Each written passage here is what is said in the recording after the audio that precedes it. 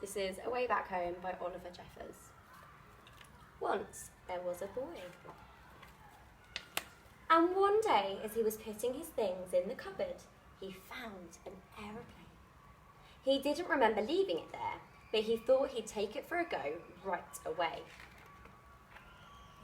The plane lifted off the ground and up into the sky, higher and higher and higher. Suddenly, the plane spluttered.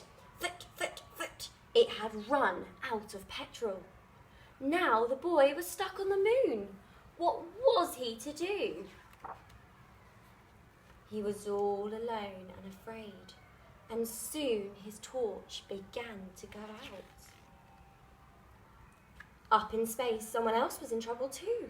His engine had broken down, and steering the ship towards a flicker of light, he landed on the moon with a bump. Both the boy and the Martian could hear noises in the dark, and both feared the worst. But as their eyes got used to the dark, they both realised they'd met someone else in trouble. They weren't alone anymore. The boy showed the Martian his empty petrol tank, and the Martian showed the boy his broken engine. Together they thought of ways to fix their machines and how to get them both back home. The boy jumped down to earth to get the things they would need, right down into the sea, and swam towards home. By the time he got there, the boy was tired out, so he sat down in his favourite chair just to catch his breath. His favourite programme was just starting, and he settled down to watch.